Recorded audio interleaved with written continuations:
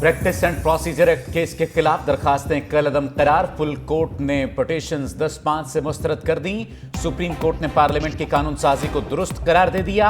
Chief justice Qazi पायजीसा ने फैसला सुनाते हुए कहा, 5 की निस्बत 10 के अक्सरियती फैसले से एक्ट बरकरार रखा जाता है। फुल कोर्ट ने दरखास्तों पर 5 समाअतें की। 10 जजेस ने 184(3) के तहत 3 रुकनी कमेटी के कयाम को दुरुस्त करार दिया।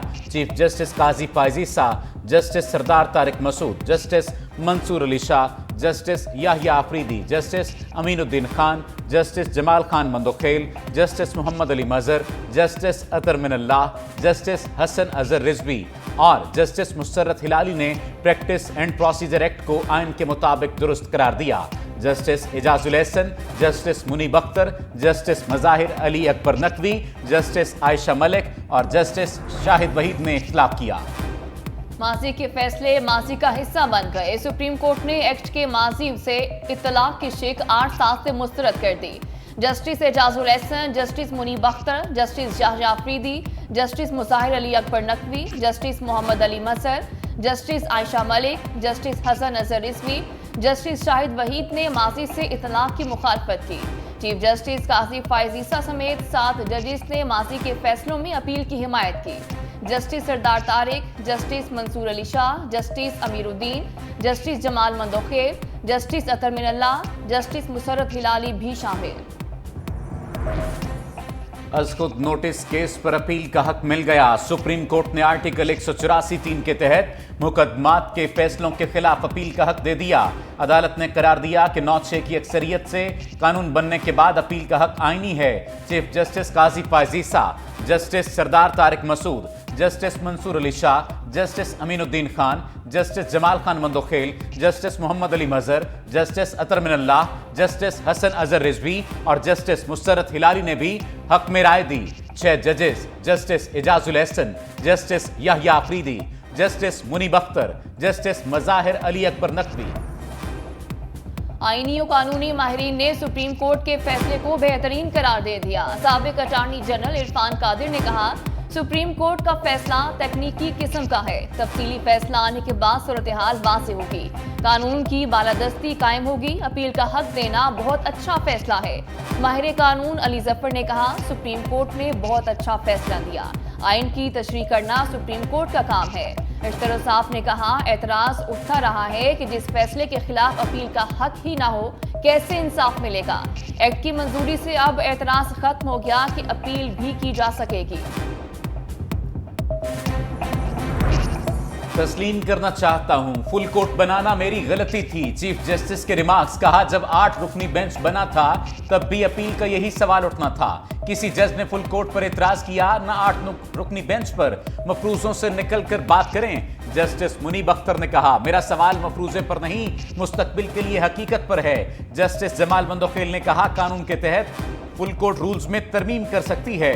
जस्टिस आयशा मलिक ने रिमार्क्स दिए, फुल कोर्ट रूल्स भी तो कानून से बाहर जा सकते हैं। सदर supreme court bar Abid Zubairi ने दलाइल दिए कि अमरीकी सुप्रीम कोर्ट का फैसला हमारी अदालतें माजी में मानती रही हैं। अमरीकी सुप्रीम कोर्ट के फैसले में अदालत के अपील और आईनी दायरा इख्तियार पर बहस हुई थी।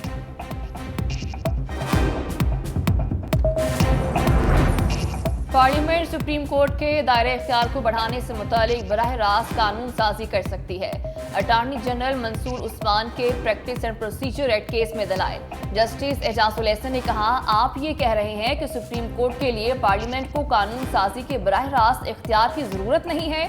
जस्टिस मंसूर अली शाह ने रिमार्क्स दिए, पार्लियामेंट सुप्रीम कोर्ट के इख्तियारात को बढ़ा सकती है, कम या खत्म नहीं कर सकती। जस्टिस एजाजुल एहसन ने पूछा, एक्ट की शिकें कैसे आइन से मुतसादिम नहीं। चीफ जस्टिस ने कहा, एक्ट की शिकों को गैर आइनी साबित करने का बोझ दरख्वास्त गुजारों पर है। जस्टिस मुनीब अख्तर बोले, आप सिर्फ ये कह दें कि दरख्वास्त गुजार अपना बोझ उतारने में नाकाम रहे। नवाज शरीफ ने विनफील्ड को छोड़ दिया। लीगी कायद वतन वापसी के लिए चल पड़े। लंदन के हीथ्रो एयरपोर्ट से सऊदी अरब रवाना। साबिक वजीर आजम सऊदी अरब में 1 हफ्ता कयाम करेंगे। उम्रे की अदायगी और कयाम के दौरान सऊदी हुक्काम से अहम मुलाकातें मुतवक्के। नवाज शरीफ 17 या 18 अक्टूबर को दुबई रवाना होंगे। क़याम के दौरान अहम शख्सियात से मुलाकातों का इम्कान। अमारात से 21 अक्टूबर को खुसूसी तैयारे से पाकिस्तान आएंगे। जहाज इस्लामाबाद 8 घंटा रुकने के बाद लाहौर के लिए रवाना होगा।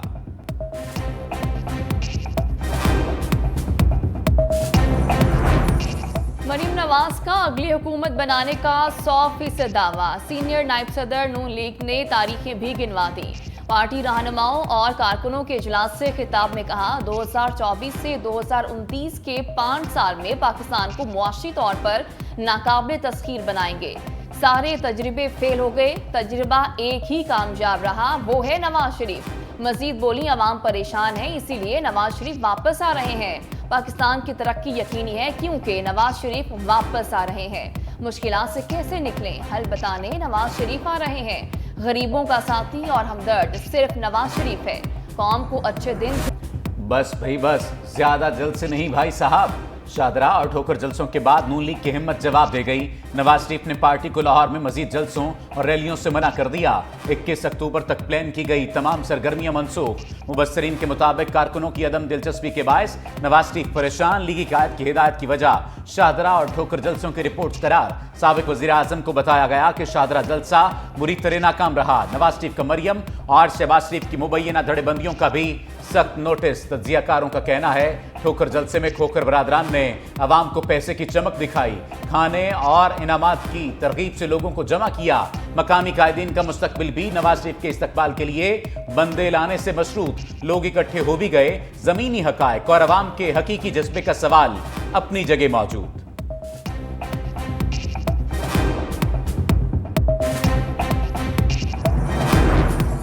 साबिक सदर आसिफ अली जरदारी का भी अगले आम इंतखाबात में मुल्क भर में कामयाबी का दावा। टंडूवाला यार्ड में कारकुनों से खिताब में कहा कि इलेक्शन आ रहे हैं, दुश्मनों को बताएंगे ये शहीदों की पार्टी है। पीपल्स पार्टी इस बार मुल्क भर में कामयाब होगी। कारकुन आम इंतखाबात की तैयारी करें।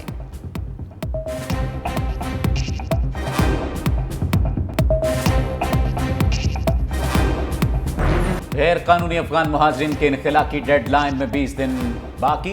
हुकूमत का अफगान महाजरीन के हवाले से बड़ा फैसला। इजाजतनामा रखने वाले महाजरीन को आर्जी तौर पर मुल्क में रहने की इजाजत। इंतजामिया को रजिस्टर्ड अफगान महाजरीन को हिरासा और गिरफ्तार न करने की हिदायत। इस्लामाबाद में गैर कानूनी मुकीम गैर मुल्कियों के खिलाफ एक्शन भी जारी। CDA और ज़िला इंतजामिया ने I-12 में गैर कानूनी बस्ती गिरा दी।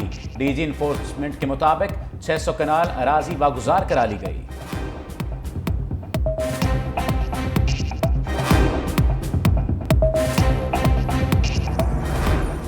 निगरान वज़ीर आज़म की ज़ेर सदारत वफाकी काबीना का इजलास। सुहेल अब्दुल नासिर को डिप्टी चेयरमैन नैब, एहतशाम कादिर को प्रोसिक्यूटर जनरल बना दिया गया। ब्रिगेडियर समीर अशरफ शेख को डायरेक्टर ASF कराची और मेजर जनरल अदनान आसिफ जाह को DG ASF तैनात करने की मंजूरी भी दे दी गई। वफाकी काबीना ने ECC और निजकारी काबीना कमेटी के फैसलों की तौसीह कर दी। PIA के निजकारी के लिए फाइनेंशियल एडवाइजर का भी तकर्रुर कर दिया गया। वज़ीर इत्तलात मुर्तज़ा सोलंकी ने कहा, गैर मुल्कियों को उनके मुल्क भेजने के लिए दी गई डेडलाइन पर अमल दरामद होगा। वज़ीर आज़म कुछ दिनों में चीन का दौरा करेंगे।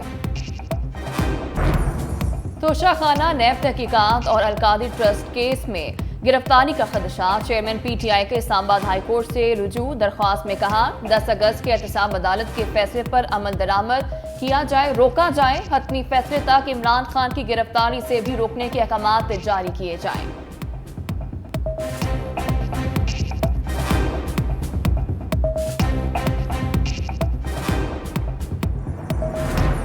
ख्वाजा बरादरान को बड़ा रिलीफ। नैब ने पैरागॉन हाउसिंग सोसाइटी रेफरेंस में बेगुनाह करार दे दिया।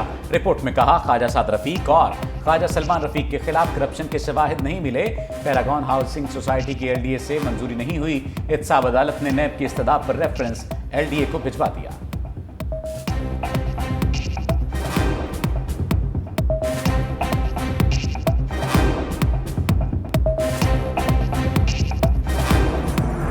डॉलर स्मगलिंग के खिलाफ हुकूमती इकदाम के मुस्बत नताइज। इंटरबैंक में डॉलर 280 रुपए से भी नीचे आ गया। इनामी पैसे कमी से डॉलर 279 रुपए 51 पैसे पर बंद। ओपन मार्केट में डॉलर 279 रुपए पर फरोख्त। पाकिस्तान स्टॉक एक्सचेंज में कारोबार के दौरान मुस्बत रुझान। 100 इंडेक्स 48,474 की सतह पर बंद हुआ। सोना फिर महंगा, 5,500 रुपए इजाफे से सोना 2,05,000 रुपए तोला हो गया।